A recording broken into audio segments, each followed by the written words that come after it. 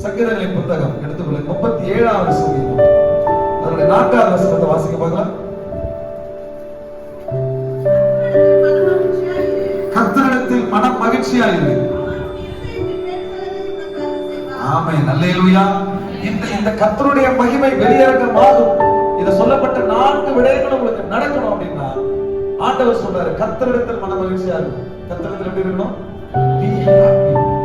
கர்த்தரிடத்தில் எப்படி இருக்கணும்? சந்தோஷமா இரு. எனக்கு இது இருக்குது, இது இல்ல, கவலைப்படக்கூடாது. இவ்வளவுதான் சோர்வுகள், இவ்வளவுதான் விலகுகள், இவ்வளவுதான் சிந்தனைகள் வந்தா என்னை நோக்கி சில வார்த்தைகள் வரும். கேட்கும்போது இதுக்கு என்ன நான் பதில் சொல்றது? நீ கேட்கிறவர், நீ பேசுகிறவர் எனக்கு நல்லா தெரியும். இதுக்கு நான் என்ன பதில் சொல்றது? இந்த கேள்வி நீ பேசுறது நான் பேச முடியாம நினைக்கிறேன். என்னை பார்த்து இந்த கேள்வி வரும்போது, ஆண்டவரே நீ கேட்கிற தேவன், நான் செவிடனை போல நிற்கிறேன். ஆண்டவர் உண்மையா நிற்கிறேன், என்னால ஒன்றும் சொல்ல முடியல. பதில் பேசுங்கன்னு சொல்லி எத்தனையோ முறை கேட்டேன், பேசல ஆண்டவர். ஆனாலும் நான் சொல்லுகிறேன், கர்த்தர் ஜீவன் உள்ளவர், தம்மை நம்புகிறவர்களை கைவிடாது. இந்த தோல்வியின் விளிம்பில் என்ன சொல்றதாக பெரிய விஷயம். வெறும் கையனாய் நின்று தேவனிடத்திலிருந்து நான் எதையும் பெற்றுக் கொள்ளாதவனாய் நின்று கர்த்தரை நம்புங்கள், கர்த்தர் உங்களை கைவிட மாட்டார் என்று சொல்லுகிறேன். பெரிய விஷயம். உங்களுக்காக சபைக்காக ஜெபத்திலே காத்திருந்து தேவனிடத்திலிருந்து வார்த்தைகளை பெற்றுக் கொண்டு வந்து பிரசங்கிக்கிறேன். கொஞ்சமும் சளைக்காதவனாக. அதுதான் பெரிய விஷயம். எல்லாத்தையும் பெற்றுக்கிட்டு கர்த்தரை நம்புங்கள் சொல்றதுல இல்ல. போன வாரம் சொன்ன பாருங்க, எது வேணா உங்களை கைவிட, கர்த்தருடைய வார்த்தையை உங்களை கைவிடாதுன்னு சொன்ன பாருங்க. நான் ஆண்டவருடைய வார்த்தையை நம்புறதுல நான் சளைக்கலை.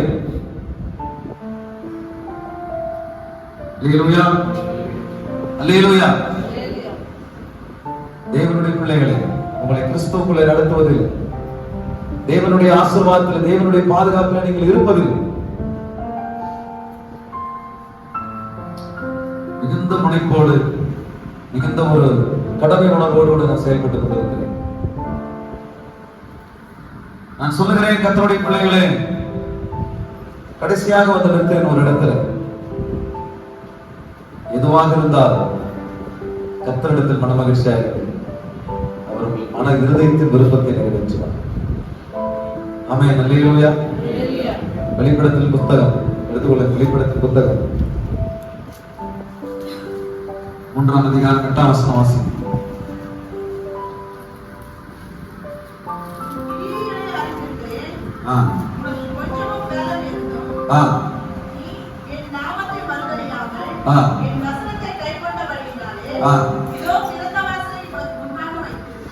திறந்த வாசலை உனக்கு முன்பாக நான் வைத்திருக்கிறேன், அதை ஒருவனும் பூட்ட மாட்டான். அல்லேலூயா.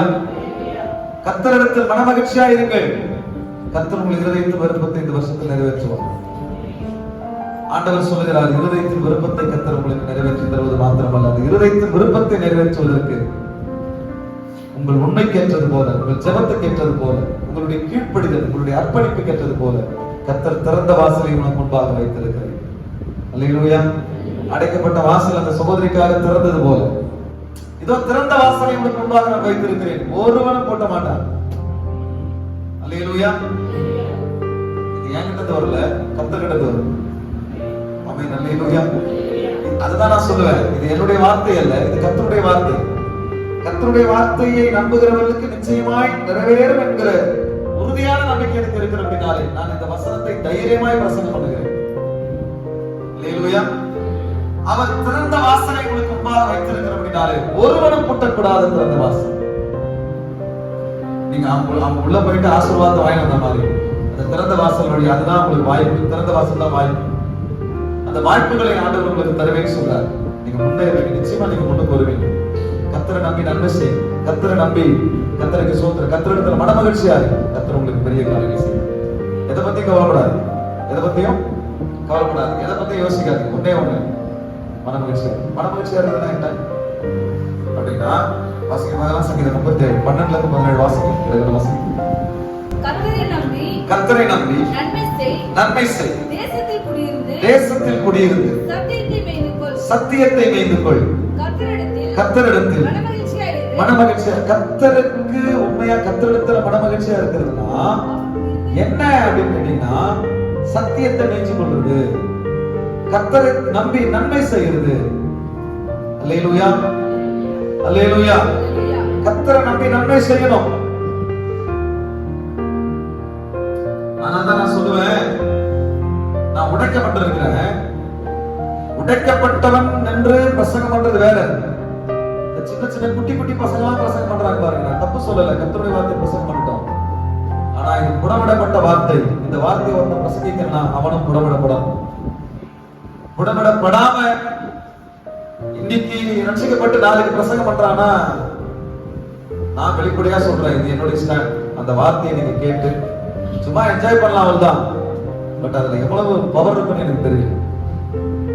குணமிடப்பட்டவன், உடைக்கப்பட்டவன், அதுல என்ன பிரசங்கம் பண்ணணும்?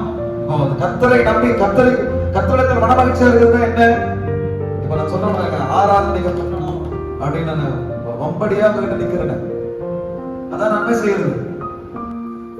நான் என்னைக்கு ரட்சிக்கப்பட்டு சபைக்கு உள்ள வந்தாலும் அன்னில இருந்து அடியும் உதயம் வாங்கினவனா, சாதாரண கிடையாது. அடி பின்னிடுவாங்க, ஜெபிக்க முடியாது. வீட்டுல சண்டே சர்ச்சைக்கு வர முடியாது. என்னை தூக்கி வெளியே போட்டுட்டாங்க. வீட்டு வெளியில சாப்பாடு கிடையாது. எத்தனை வேலை சாப்பிடுவேன்? நைட்ல 2 மணி 1 மணிக்கு 2 மணிக்கு வீட்டுக்கு போவோம். நைட்ல சாப்பாடு இருக்காது. காலையில வேலைக்கு போனோம். காலையில வீட்டுக்குள்ளே போக முடியாது. கிச்சனுக்கு கிட்ட போக முடியாது. சாப்பாடு போட மாட்டாங்க. மதியம் ஏர்போர்ட்ஸ்ல மதியத்துல சாப்பிடுவோம். அவ்வளவுதான் என் சாப்பாடு. எனக்கு கல்யாணம் நடக்கிறது நான் 3 வேளை சாப்பிட்டேன். கல்யாணம் ஆகிறதுக்கு முன்னாடி ரட்சிக்கப்பட்ட நாள்ல இருந்து எனக்கு 2 வேளை சாப்பாடு, ஒரே வேளை சாப்பாடு தான். பசிக்கும். வாலிப வயசு 22 வயசு, பசிக்கும். யாருக்கிட்டே சாப்பாடு சொல்லி நிக்க மாட்டேன். அந்த பசியில தண்ணி, குழா தண்ணி குடிச்சு குடிச்சு கொடுப்பேன். என்ன எதுக்காக? எதுக்குதான் என் தலையெழுத்து தேவனுக்கு சோதனை. நான் இயேசுவை நம்புறேன். அந்த இயேசுக்காக பாடு செய்யணும். ஆண்டவருக்கு ஒரு வாக்குத்தத்தம் கொடுத்தார். என்ன வாக்குத்தத்தம் தெரியுமா? இந்த பெரிய வனாந்தர வழியாக நடந்து வருகிறதை அவர் அறிவார். பாடுகள் தான், இன்ன வரைக்கும் பாடுகள் தான், இன்ன வரைக்கும் கஷ்டங்கள் தான், இன்ன வரைக்கும் உபத்திரம் தான். என்கிட்ட ஒண்ணுமே இல்லை, ஏதோ ஷர்ட் பேண்ட் போடுற அவ்வளவுதான். ஆனா கர்த்தரை நம்பி நன்மை செய்து கொண்டிருக்கிறேன். பசங்களை கேதர் பண்ணணும். பசங்களை நம்ம கர்த்தரை நம்பி நன்மை செஞ்சுட்டு இருக்கோம். எல்லாம் செய்யணும். என்னுடைய நோக்கம் ஆண்டவரை எதற்காக கிடைச்சாலும் அதை செய்யணும். என் பொட்டன்ஷியலை கரெக்டா நான் செலுத்தணும். என் பாடு, என் பிரச்சனை நிறைய இருக்கு. எல்லாருக்குள்ள சோதனை இருந்தால் அது எல்லாருக்கும் போற வச்சுட்டு மனமகிழ்ச்சியா இருக்கு. என்னுடைய கடமை என்ன? என்னுடைய உத்தியோகம் என்ன? நான் எதற்காக அழைக்கப்பட்டேன்? அதை செய்ய பிரயாசம் என்ன பண்ணலாம்? இந்த பிளான் கிளியர் ஆச்சு. அடுத்தது என்ன பண்ணலாம்? புதுசா அது எப்போ வரும்னா, சோதனை இருந்தாலும், உணர்ச்சிகள் இருந்தாலும், மனமகிழ்ச்சி இருந்தாலும், அடுத்த இந்த நகருக்கு அது போயிட்டே இருக்கு. அப்போ ஆண்டவருக்கு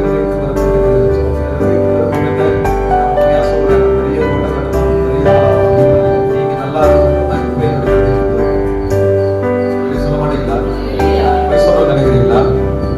போய் சொல்ல உண்மையாதான் சொல்ல. நீங்க நல்லா இருக்கும், நீங்க கர்த்தருக்கு பிரியமா இருக்கும், நீங்க ஆசீர்வாதமா இருக்கும். கர்த்தருடைய வார்த்தை சொல்லுகிறது போல, சங்கீதம் 23 சொல்லுகிறது போல, ஒவ்வொரு வாரமும் நீங்க வந்து சொல்லி நம்ம பழகும்.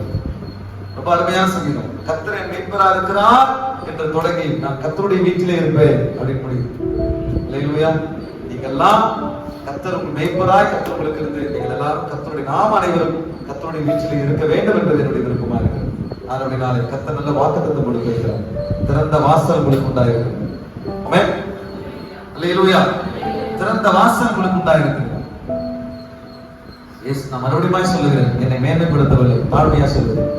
இயேசு கிறிஸ்து அவமானப்பட்டு சிலுவையிலே பாடுபட்டு ரத்தம் சிந்தி அவர் மரித்தபடியினாலே அவருடைய தழும்புகளால் குணமாகும். நமக்கு சமாதானத்தை உண்டு பண்ண வாக்கிய அவர் மேல் வந்து அவர் பாடுபட்டு அவமானப்பட்ட ரத்தம் சிந்தி சிலுவையிலே மரித்து உயிர்த்தெழுந்ததினாலே இன்றைக்கு ரட்சிப்பு மக்களுக்கு உண்டாயிருக்கு. அது அதுபோல ஒவ்வொரு சபையில் இருக்கிற ஒவ்வொரு ஊழியக்காரனுடைய அவருடைய பாடு, அவருடைய அவமானம், அவருடைய நிந்தை, அவருடைய கஷ்டம் எல்லாமே சபை மக்களுக்கு ஆசீர்வாதம். ஊழியக்காரன் என்னுடைய அனுபவத்தை நான் சொல்றேன். ஊழியக்காரன் என்பவன் நெருக்கப்படவில்லை என்று சொன்னான், அவமானப்படவில்லை என்று சொன்னான், அவன் ஒதுக்கப்படவில்லை என்று சொன்னான், நிராகரிக்கப்படவில்லை என்று சொன்னான். சபைக்கு ஆசீர்வாதம் இல்லை, சபைக்கு ஆசீர்வாதம் கிடையாது, மக்களுக்கு ஆசீர்வாதம் கிடையாது. ஊழியக்காரனுடைய விருப்பம், அவன் தனிப்பட்ட விதத்திலே தேவனிடத்தில் எதிர்பார்க்கிற விருப்பம் அனைத்தும் நிறைவேறிவிட்டால் சபை மக்களுடைய விருப்பம் நிறைவேறாது. இது என்னுடைய அனுபவம். ஊழியக்காரனுடைய விருப்பத்தை கர்த்தர் நிறைவேற்றாமல் அவனை சிறுமைப்படுத்தி அவன் கஷ்டப்பட வச்சு, அவனை கண்ணீர் விட வச்சு, எப்படி இருந்தாலும் தேவ சமூகத்தில் தேவனுடைய மக்களுக்காக தன்னுடைய கஷ்டத்தை மறந்து, தன்னுடைய கண்ணீர்களை மறந்து, தன்னுடைய தேவைகளை மறந்து, தன்னுடைய அவமானங்களை மறந்து, ஜனங்களுடைய அவமானம் போக்கப்படும்படியா, ஜனங்களுடைய கஷ்டம் மாறும்படியா, ஜனங்களுடைய நிந்தை மாறும்படியா தேவ சமூகத்தில் உட்காரும் பொழுதுதான் தேவ ஜனங்களுக்கு தேவனிடத்திலிருந்து வல்லமை புறப்படுகிறது. இது என்னுடைய அனுபவம். அல்லேலூயா, அல்லேலூயா. கர்த்தருடைய நாமத்தினாலே சொல்லுகிறேன், திறந்த வாசலை கர்த்தர் உங்களுக்கு முன்பாக வைத்திருக்கிறார். தைரியமா இருங்க, கவலையை மறந்துருங்க. எல்லாம் மாறும், மாறாத எதுவுமே இல்லை, எல்லாம் மாறி கர்த்தர் உங்களை ஆசீர்வதிப்பார். எழுந்து கர்த்தரை நோக்கி பார்த்து ஜெபிப்போம். பயப்படாதே நீ மனமே, நான் காத்திடுவேன் உன்னை தினமே. பயப்படாதே நீ மனமே, நான் காத்திடுவேன் உன்னை தினமே. அற்புதங்கள் நான் செய்திடுவேன், அற்புதங்கள் நான் செய்திடுவேன். உன்னை அதிசயமாய் நான் நடத்திடுவேன், உன்னை அதிசயமாய் நான் நடத்திடுவேன். உன்னை விட்டு விலகுவதில்லை, நான் உன்னை என்றும் கைவிடுவதில்லை.